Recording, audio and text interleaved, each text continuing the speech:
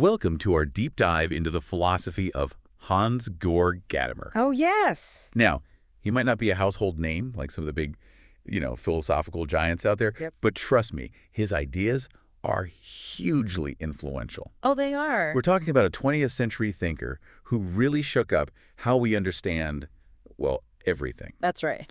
So for this deep dive, we've got the Stanford Encyclopedia of Philosophy's entry on Gadamer, Okay. which is like the gold standard, Yeah. for in-depth philosophical info. Yeah. But before we get into the nitty-gritty, let's kind of set the stage a little bit. Okay.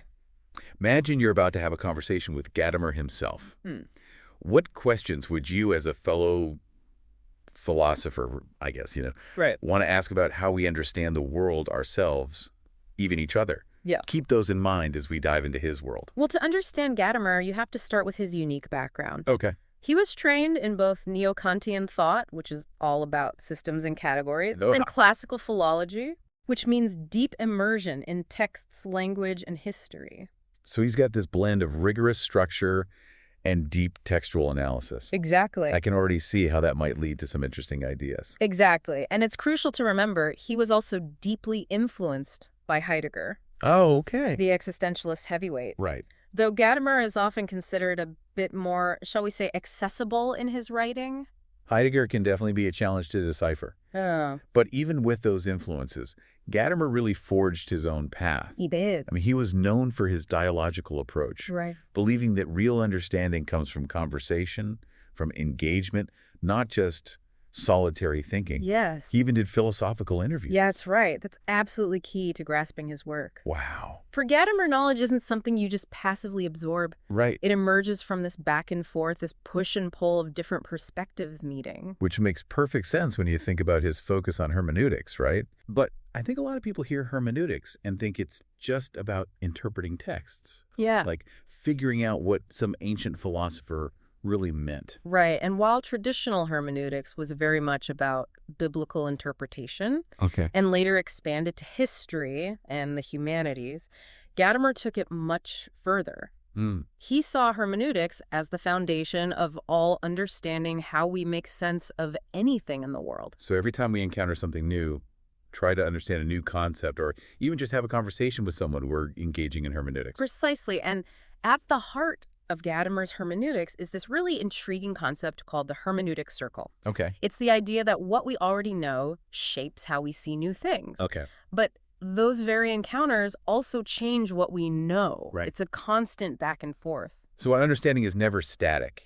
It's always evolving based on our experiences and interactions. Exactly. It's like this ever-expanding spiral of knowledge. Exactly. And this is where one of Gadamer's most controversial, perhaps counterintuitive ideas comes in. The role of prejudice. Now, hold on. We're not talking about prejudice in the negative sense, like Mhm. bigotry or discrimination. Of course not. Gadamer uses prejudice to mean prejudgment. Okay. The assumptions and frameworks we bring to any situation, they're not inherently bad. They're simply our starting point. Right. We can't approach anything without some pre-existing understanding, even if we're not fully aware of it. So are you saying that even to begin to understand something new, we need these prejudgments, these initial frameworks to give us a foothold? Exactly. Without any prejudices, we'd be completely lost, unable to even begin making sense of the world.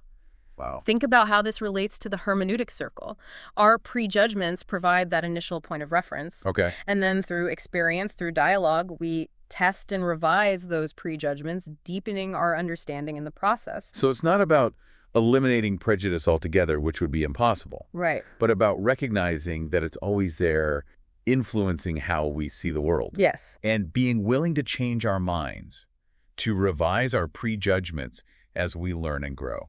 Precisely. Which brings us to another one of Gadamer's key concepts, Okay. the fusion of horizons. Okay. He recognized that understanding is always historically situated. Okay. We're influenced by the traditions, the culture, the time period we're a part of. But he doesn't see us as trapped by our history, does he? Not at all.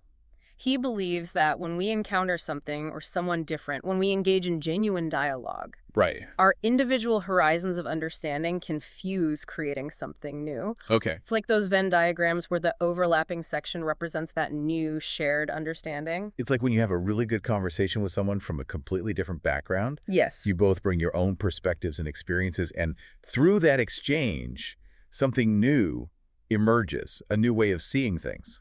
That's a great way to put it. And for Gadamer, this fusion of horizons is not just about intellectual understanding, it's also about ethical growth. It's about expanding our capacity for empathy, for seeing the world through the eyes of others. Okay, so we've got this interplay of prejudgments, the hermeneutic circle, and this fusion of horizons. Right.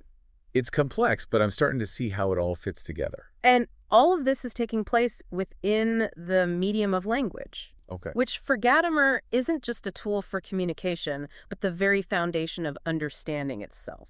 So we can only make sense of the world because we have language to grasp and articulate those concepts. Exactly. It's like language is the operating system for our understanding. Exactly. This echoes thinkers like Wittgenstein, Right. who argued against the idea of a private language. Okay. Language only makes sense in a shared world, a world we build together through communication and understanding. Which reinforces Gadamer's emphasis on dialogue, on that back and forth exchange of ideas. Exactly. It's like we're all part of this giant ongoing conversation, constantly shaping and reshaping our understanding of the world through language. Precisely. And for Gadamer, this isn't just some abstract philosophical theory. Right. It has profound implications for how we live our lives, how we relate to each other, and how we make sense of the complexities of the human experience. So it's not just about understanding Gadamer's ideas, it's about using those ideas to better understand ourselves and the world around us. Yes.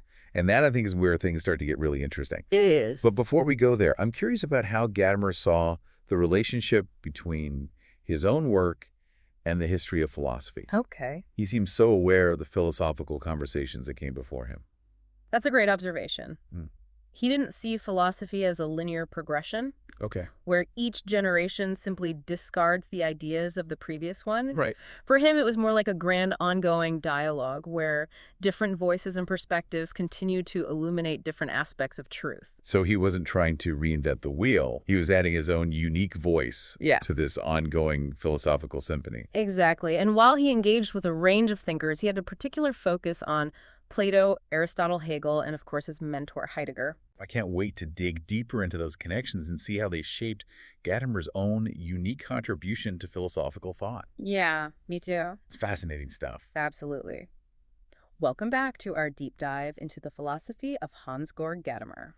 It's fascinating to see how these foundational ideas like the hermeneutic circle and the fusion of horizons play out in different areas of his thought. Right. Last time we were talking about how Gadamer saw language as this essential medium for understanding. Yeah. But he didn't stop there. He went on to apply these ideas to art, which he saw as another powerful way of encountering truth. And that's where things get really interesting for Gadamer. Art wasn't just about aesthetics or personal enjoyment. It was about encountering truth not in a factual or scientific sense, but in a way that reveals something deep and profound about the human experience. So it's not like art gives us a literal truth about the world, but more of an experiential truth, a truth that we feel and grasp through engagement with the artwork. Exactly. It's about those deeper truths that science can't quite capture the truth of art. For Gadamer lies in its ability to open up new worlds of meaning, to expand our horizons of understanding, and to challenge our preconceived notions. It's like art shakes us out of our everyday routines and makes us see the world with fresh eyes, revealing things we might otherwise miss. Precisely. It's a kind of awakening and invitation to step outside our usual ways of thinking and perceiving. Okay, so I remember you mentioned last time that Gadamer saw art as play symbol and festival. Yes. I have to admit, those don't sound like the usual ways of describing art. Can you break those down for us? Sure, for Gadamer, these three aspects are intertwined, each illuminating the others, and together revealing the true nature of art. Play, for example, takes us out of our ordinary goal-oriented mindset. When we engage with art, we enter a space where the usual rules and expectations are suspended. Like we give ourselves permission to be curious, to explore, to just be without any pressure to produce a specific outcome. Exactly. And in that playful space, new possibilities of understanding and connection can emerge now. The symbolic nature of art is crucial because it allows art to point beyond itself, to evoke meanings and emotions that go beyond what's literally depicted. So a symbol isn't just a representation of something, it's a doorway to a deeper meaning. Right. For Gadamer, a symbol hints at something that can't be fully grasped or expressed in words. It's like how a particular scent can instantly evoke a powerful memory or emotion, even though the scent itself is just a chemical compound. That makes sense. And then there's this idea of art as festivals. Can you explain what Gadamer meant by that? Think about the experience of a festival. People come together often to celebrate something, to share a common experience. There's a sense of community, of belonging, of being part of something larger than oneself. Okay, I can see that. It's like when you're at a concert and everyone's singing along to the same song, you feel connected to the people around you, even if you've never met them before. Exactly. And for Gadamer, art can have that same transformative power. When we engage with a work of art, we step outside our individual perspectives and enter into a shared space of meaning and understanding. So it's like art creates this temporary escape from the everyday world, a chance to connect with something universal, something that transcends our individual differences. Precisely. And Gadamer believed that this experience of art as festival is essential for cultivating our sense of belonging, our sense of shared humanity. Now, I know Gadamer was deeply engaged with the history of philosophy, particularly with figures like Hegel and Plato. How did their ideas influence his thinking about art? Well, from Hegel, Gadamer took the idea that art embodies and expresses the values, beliefs, and aspirations of a particular culture or historical period. He saw this as crucial for understanding the historical dimension of art. So art isn't just about individual expression, it's also a product of its time, a reflection of the collective spirit of a particular era. Exactly, and we can't fully appreciate a work of art without understanding the historical context in which it was created. Imagine trying to understand a piece of political satire without knowing anything about the political climate of the time. You'd miss all the nuances and layers of meaning. That's a great point. Now, what about Plato? Didn't he have some pretty negative things to say about art? He did. Plato saw art as a mere copy of reality and therefore inferior to the real thing. But Gadamer gave this concept of mimesis, or imitation, a distinctly hermeneutical twist. So instead of seeing art as a passive reflection of reality, Gadamer saw it as an active interpretation. Exactly. He argued that art isn't simply about creating a perfect replica, but about capturing the essence, the truth of something through the artist's unique vision and understanding. So it's not just about what the artist sees, but how they see it, how they interpret and make meaning from the world around them. Precisely. And in that sense, Gadamer saw art as a form of knowledge, a way of revealing truths that might not be accessible through other means. And this brings us back to the fusion of horizons. When we engage with a work of art, our own horizon of understanding merges with the horizon of the artist, creating a new and expanded perspective. So it's a dialogue, a back and forth between the viewer and the artist, mediated through the work of art. A perfect way to put it. And in that dialogue, new insights and understandings can emerge. We might even come to see the world differently as a result. That's pretty powerful. But I have to ask, with all this talk about truth and understanding, did Gadamer see art as primarily an intellectual exercise? Did he acknowledge the role of emotion and personal experience? He absolutely did for Gadamer. The experience of art wasn't just about grasping concepts or ideas. It was about being moved, touched, transformed by the work of art. It's like those moments when a piece of music makes you cry, or a painting takes your breath away. You can't always explain why it affects you so deeply, but you know it's touched something profound within you. Exactly. And those moments of aesthetic experience are crucial for developing our capacity for empathy, for understanding the experiences of others, even those very different from ourselves. So it's not just about personal enjoyment. It's about cultivating our moral and emotional sensibilities, our ability to connect with others on a deeper level. Precisely. And in that sense, Gadamer saw art as having a profound ethical dimension. Now, I know Gadamer was especially fond of poetry. What was it about poetry that he found so compelling? Well, he believed that poetry had this unique ability to condense and concentrate meaning, to evoke a whole world of experience in just a few carefully chosen words. It's like those poems that pack so much emotion and imagery into just a few lines, leaving you speechless and breathless. That's exactly the kind of experience Gadamer was talking about. He saw poetry as a way of distilling the essence of human experience, capturing those fleeting moments of insight and understanding that might otherwise slip away. It's like poetry freezes time, allowing us to savor those precious moments of beauty and truth. And for Gadamer, the beauty of poetry lay not just in its formal qualities, but in its ability to create a world that we can enter into, a world that invites us to see things differently. So it's not just about appreciating the craft of the poet, but about allowing ourselves to be transported by the words, to experience the world through their eyes. Exactly. And in that sense, Gadamer saw poetry as a powerful tool for expanding our horizons of understanding, for challenging our preconceived notions, and for enriching our experience of the world. Now, I know we've been talking a lot about the theoretical side of Gadamer's aesthetics, But did he also have practical advice on how we should engage with art in our everyday lives? Absolutely. He was a firm believer in the importance of aesthetic education, of cultivating our capacity to appreciate and understand art. It wasn't just about visiting museums or reading poetry every now and then. He saw it as an ongoing practice, a way of enriching our lives and deepening our understanding of ourselves and the world. So it's about actively seeking out those experiences that move and inspire us, about making art a part of our daily lives. Precisely. And those experiences, Gadamer argued, are essential for developing our moral and emotional sensibilities, for expanding our capacity for empathy and understanding, and for fostering a sense of shared humanity. I think that's a message we could all use a little more of in the world today. Indeed, and it leads us beautifully into the final part of our exploration, where we'll delve into the practical implications of Gadamer's hermeneutics, its relevance for understanding not just art, but also our everyday lives, our relationships, and even our ethical choices. I'm eager to see how Gadamer's ideas translate into action, into a way of being in the world that's more thoughtful, more engaged, and ultimately more meaningful. Welcome back to our deep dive into the world of Hans-Georg Gadamer. It's amazing how much ground we've covered already, from his core concepts like the hermeneutic circle and the fusion of horizons to his thought-provoking views on art. You know what's always struck me about Gadamer is that he wasn't just writing abstract philosophical treatises for other academics. Yeah. He was genuinely concerned with how these ideas could translate into a more thoughtful, ethical way of life. Precisely. And that's what makes Gadamer so relevant even today. His ideas have real-world implications for how we understand ourselves, how we relate to others, and how we navigate the complexities of life. Okay, I'm ready to get practical. Yeah. How do we actually apply Gadamer's insights to our everyday lives? Well, I think one of the most important takeaways from Gadamer is the idea that understanding is an ongoing process, a journey of dialogue and engagement. Okay. It's not a destination we arrive at, but a path we continuously walk. So it's not about acquiring a fixed set of knowledge, Right.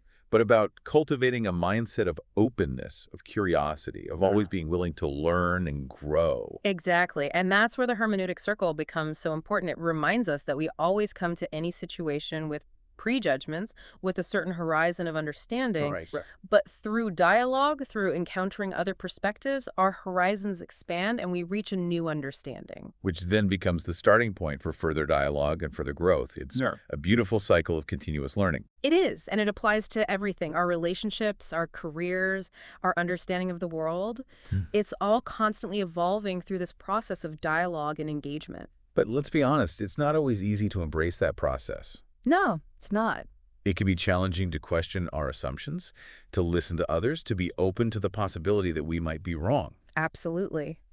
But Gadamer believed this openness is essential for ethical living. If we're not willing to consider different viewpoints, we risk becoming closed-minded and dogmatic. It's like those people who are so stuck in their own way of thinking Yeah. that they refuse to even entertain the possibility of another perspective. Yeah.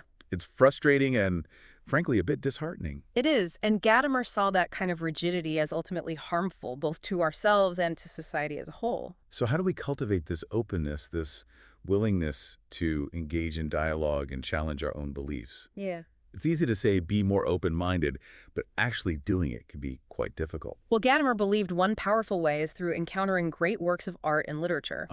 There's that connection to art again. Of course, he saw art as a vital tool for expanding our horizons and making us see the world differently. It's not just about passively consuming art, but about actively engaging with it, wrestling with its ideas, and allowing it to transform our understanding. So it's about finding those works that challenge us, that make us think in new ways, that shake up our comfortable perspectives. Exactly. And as we engage with art in this way, we begin to develop our capacity for empathy, for understanding the experiences of others, even those very different from ourselves. It's like art allows us to step into someone else's shoes, to see the world through their eyes, to experience things from a completely different perspective. Precisely. And that expansion of our horizons is essential for ethical living. If we're only able to see the world from our own limited perspective, then it's easy to become judgmental, intolerant, and even cruel. But if we can learn to see the world through the eyes of others, to understand their stories, then we're more likely to treat them with compassion and respect. Exactly. And that, for Gadamer, was at the very heart of what it means to be human. Now, I know Gadamer also placed a great deal of importance on tradition and history. Yes. How do those concepts fit into his idea of ethical living? That's a great question.